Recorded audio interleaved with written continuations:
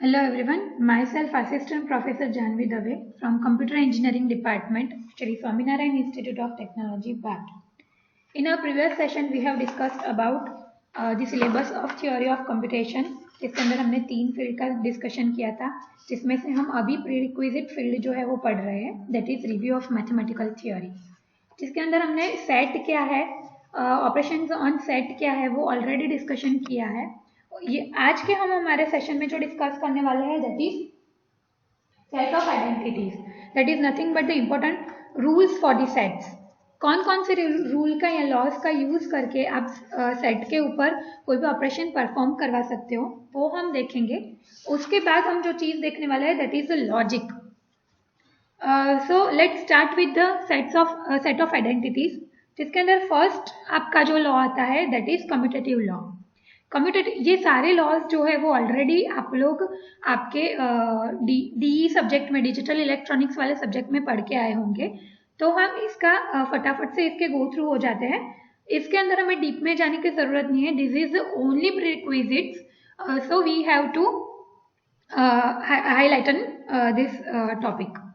The first law is commutative law.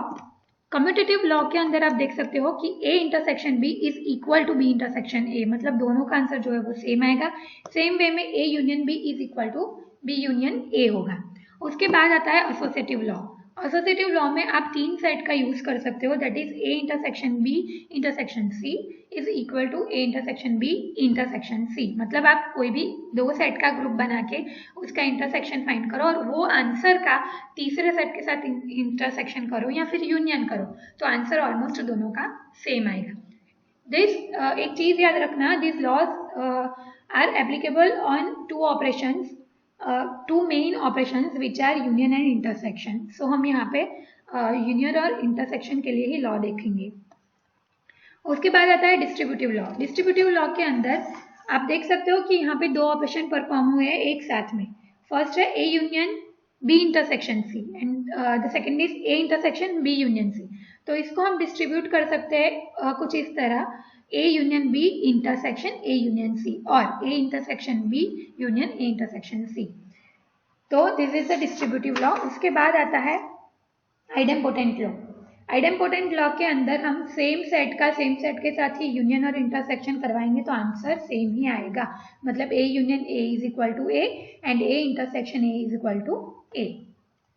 उसके बाद आता है एब्जॉर्प्टिव लॉ. एब्जॉर्प्टिव लॉ जो है उसमें हम कोई 2 सेट का इंटरसेक्शन करवा के कोई पर्टिकुलर सेट के साथ यूनियन करवाए या फिर 2 सेट का यूनियन करवा के कोई पर्टिकुलर सेट के साथ इंटरसेक्शन करवाए, तो आप जो ग्रुप में नहीं कर रहे हो, मतलब इंडिविजुअली, जो आप देख सकते हो यहाँ पे अगर B होता तो आंसर B आता, यहाँ पे A है इसलिए आंसर आ जाएगा आपका A.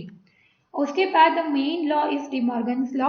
डिमॉर्गन्स लॉ जो है वो कॉम्प्लीमेंट के ऊपर भी अप्लाई होता है. अगर आपके पास A union B whole complement है तो आप अगर इसे इंडिविजुअल करोगे तो A complement intersection B complement, ये आपका आंसर हो जाएगा.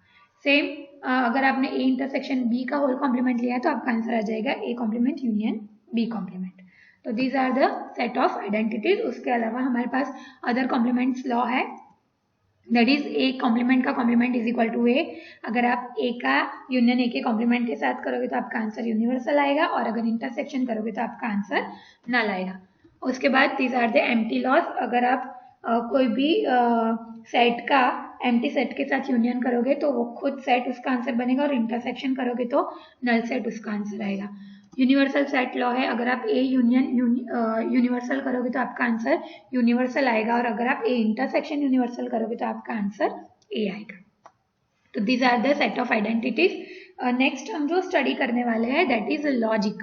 First of all what do mean by logic? तो logic is a declarative statement having a truth value, मतलब आपके पास आपके आंसर में ट्रू और फॉल्स आता है तो that is called as logic.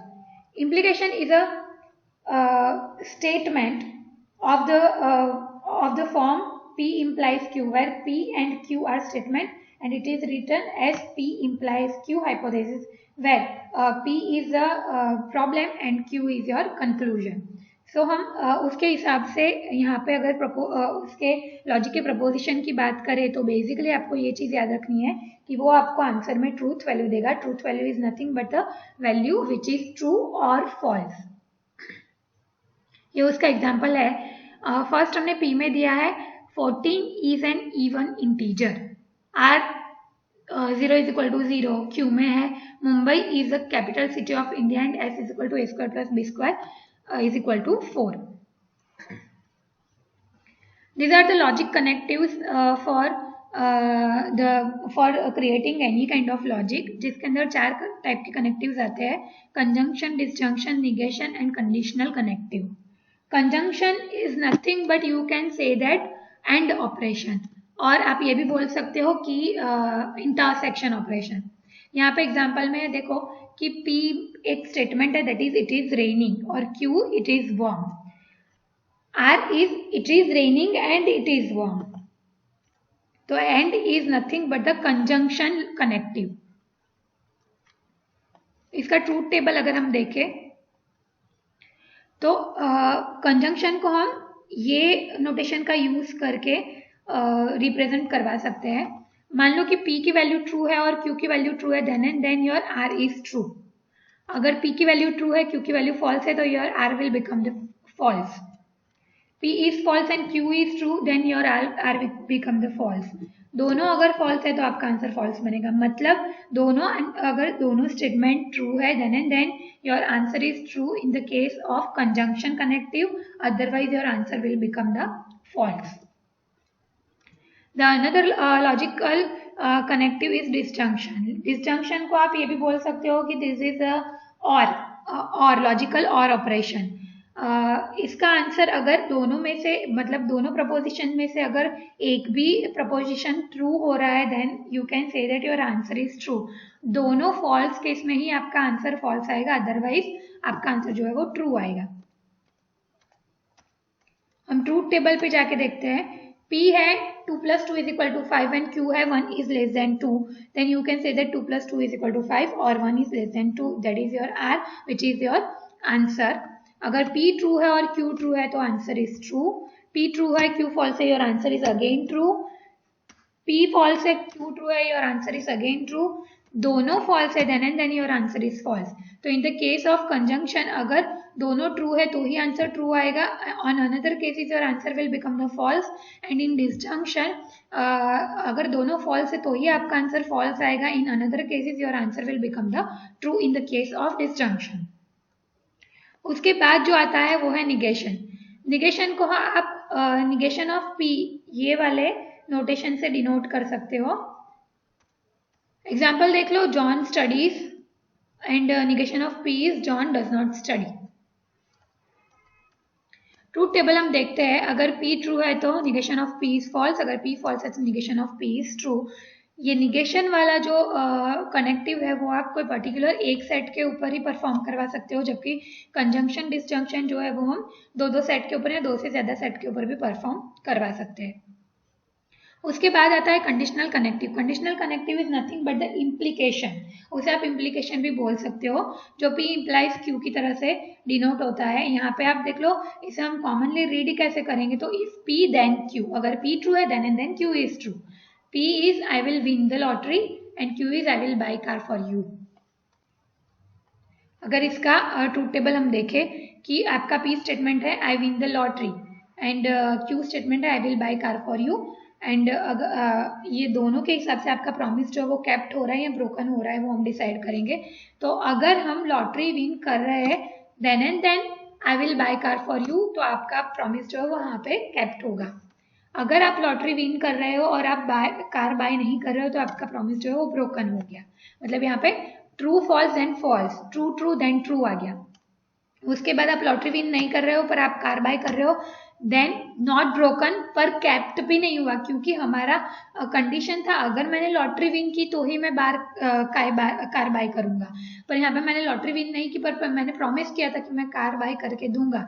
Then मैंने प्रॉमिस को निभाया बट प्रॉमिस कैप्ट नहीं हुआ क्योंकि मैंने लॉटरी विन नहीं की है. सेम चीज नो नो है तो नॉट ब्रोकन हो जाएगा, क्योंकि लॉटरी भी नहीं मिली है तो फिर हम कार बाय करने का कोई मतलब ही नहीं बनता है। तो इन दोनों केस में हम न्यूट्रल रहेंगे और ऊपर के 2 केस में हम केप्ट और ब्रोकन वाला नोटेशन जो है वो यूज कर पाएंगे। This is the truth table for conditional connective. तो इसका ट्रूथ टेबल देखो, true true then true, true false again false, false true then true and false false then true. यहाँ पे आप ट्रू भी लिख सकते हो और नल भी लिख सकते हो, क्योंकि हमारी कंडीशन के हिसाब से हमारी जो कंडीशन है वो फुलफिल नहीं हो रही है, पर हमारा प्रॉमिस जो है वो हम फुलफिल कर रहे हैं in the third cases, in this case. तो आपने प्रॉमिस को ब्रोक तो नहीं किया पर आप केप्ट भी नहीं कर पाए हो, तो यहाँ पे आप ट्रू भी लिख सकते हो और नल भी लिख सकते हो दोनों केसेस में।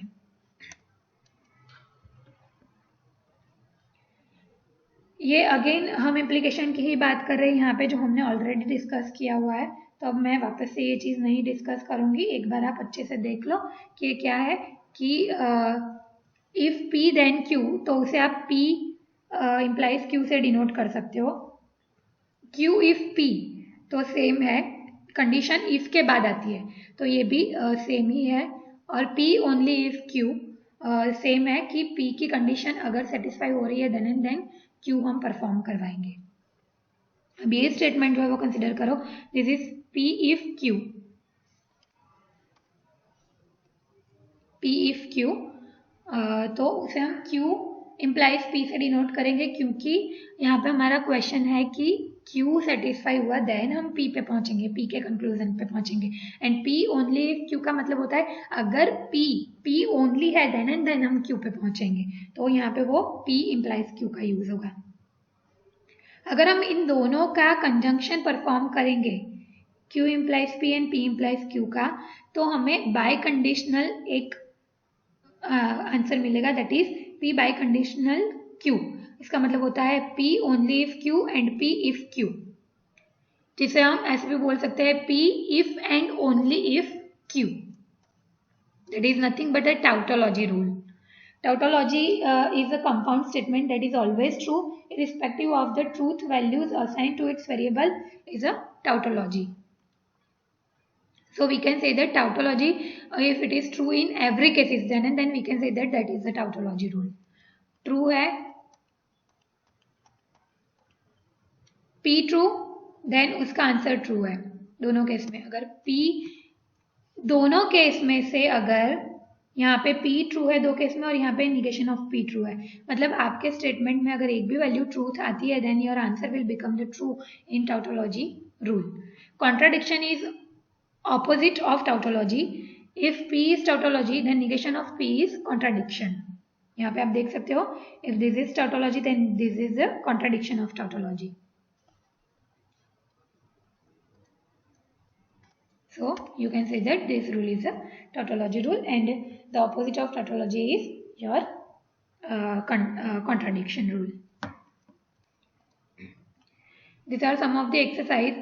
You have to perform this exercise in your notebook. और आपको चेक करना है कि ये जो मैंने ट्रूथ टेबल ऑलरेडी दिया हुआ है, आपको चेक करना है कि ये पर्टिकुलर आंसर जो है वो टाउटोलॉजी रिप्रेजेंट कर रहा है या नहीं कर रहा है। ये आपको घर से परफॉर्म करना है। यहाँ पे मैंने बता दिया है कि ये नॉट टाउटोलॉजी है, क्योंकि टाउटोलॉजी का सिंपल रूल ये होता है कि आपके हर एक आंसर में ट्रू आना चाहिए, दैट इज योर टाउटोलॉजी रूल। तो ये नहीं हो रहा है, पर आपको ये पूरा एक बार नोट डाउन कर लो, ये आपको घर से परफॉर्म करना है। आपको नहीं पता चलेगा तो मैं आपको डाउट सॉल्विंग वाले लेक्चर में इसे एक्सप्लेन करूंगी, पर आपको ये घर से एक बार अच्छे से करके आना है। उसके बाद आता है logical quantifiers. Logical quantifiers are of 2 type, which is universal quantifier and extension quantifier. सबसे पहले तो quantifier क्या होता है वो मैं आपको एक बार बताना चाहती हूँ। The quantifier is nothing but it represents the quantity of any operator. कोई भी ऑपरेटर की क्वांटिटी अगर आपको डिफाइन करनी है तो with the use of logical quantifiers आप वो क्वांटिटी जो है वो डिफाइन कर पाओगे। First is universal quantifier and second is existential quantifier. According to G2 examination this topic is important, so आप इसे अच्छे से समझ लेना। आपको एग्जाम में ऐसा आता है कि explain quantifier and its types of quantifier with example. तो आपको मैं अभी जो एक्सप्लेन करूंगी वो सारी चीज़ें अच्छे से उसमें लिखनी पड़ेगी। तो फर्स्ट जो है वो है आपका यूनिवर्सल क्वांटिफायर। यूनिवर्सल क्वांटिफायर का नोटेशन है अपसाइड डाउन ए, उल्टा ए आप लिखोगे, that is the notation for universal quantifier. Universal quantifier का मतलब होता है फॉर ऑल, मतलब आप जिस भी चीज की बात कर रहे हो उसमें से अगर आप सारी चीजों की बात करोगे then that is called the universal quantifier. Simple example अगर मैं आपको थ्योरी के पॉइंट ऑफ व्यू दिखाऊं तो all girls are intelligent in the class, मतलब क्लास में जितनी भी गर्ल्स है वो सारी इंटेलिजेंट है, तो उसे हम यूनिवर्सल क्वांटिफायर से रिप्रेजेंट करवा सकते हैं। यहाँ पे एग्जांपल दिया है कि p of x is equal to x plus one is greater than x for all x px। For all values of x p of x is true. अगर आप x प्लस वन करोगे तो उसकी value x से greater ही आएगी। यहाँ पे आप ये x फॉर ऑल x के लिए एप्लीकेबल होता है। तो this is the example of universal quantifier. Second is extensional quantifier. Extensional quantifier is you can say you can denote it by उल्टा e। उसका मतलब होता है for exist of, मतलब आप जितनी भी चीजें उसमें से कुछ चीजों की अगर बात करोगे तो that is represented by existential quantifier. अगर हम एक थियोरेटिकल एग्जांपल ले तो some cars are red in colour in the world, मतलब वर्ल्ड में जितनी भी कार्स है ऐसा तो नहीं है कि सारी गाड़ियां रेड कलर की है, मतलब कुछ कार्स ऐसी है जिसका कलर रेड है, तो हम उसे फॉर एग्जिस्ट देयर एग्जिस्ट या एक्सटेंशियल क्वांटिफायर से रिप्रेजेंट करवा पाएंगे। क्यों, जब आप हर पूरे सेट में से हर एक चीज की बात कर रहे हो then you can say that that is a universal quantifier, और कुछ चीजों की बात कर रहे हो then it is the existential quantifier. तो p of x is equal to x plus one is greater than x, there is a numerical value for which x plus 1 is greater than x। तो यहाँ पे हम उसे there exist से represent करवा सकते हैं। तो these are the logical quantifiers। यहाँ पे हमारा लॉजिक जो है वो खत्म हो रहा है, मतलब हमने लॉजिक में क्या क्या चीजें पढ़ी है और क्या क्या चीजें आपको अच्छे से याद रखनी है वो मैं आपको फिर से एक बार एक्सप्लेन कर देती हूँ। एक तो लॉजिक क्या है, उसका डेफिनेशन क्या है वो आपको अच्छे से याद रख लेना है। उसके बाद जो आप चीज़ याद रखोगे that is conjunction, disjunction, negation and conditional connective. ये चार कनेक्टिव जो है वो लॉजिकल कनेक्टिव्स है, ये चार कनेक्टिव्स और उसके एग्जाम्पल्स आपको अच्छे से याद रखने पड़ेंगे। उसके बाद उसका ट्रूथ टेबल याद रखना है। Then the most important topic is tautology and contradiction. ये एक आपको चीज़ याद रखनी है। इम्प्लीकेशन वाला हो जाने के बाद आपको टाउटोलॉजी जो है वो याद रखना है।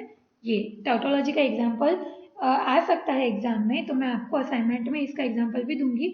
आपको घर से एक बार ये एग्जाम्पल जो है वो परफॉर्म करना है ताकि आपका ये जो टॉपिक है वो क्लियर हो सके, आपके माइंड में क्लियर हो सके, आपको कोई कंफ्यूजन ना रहे।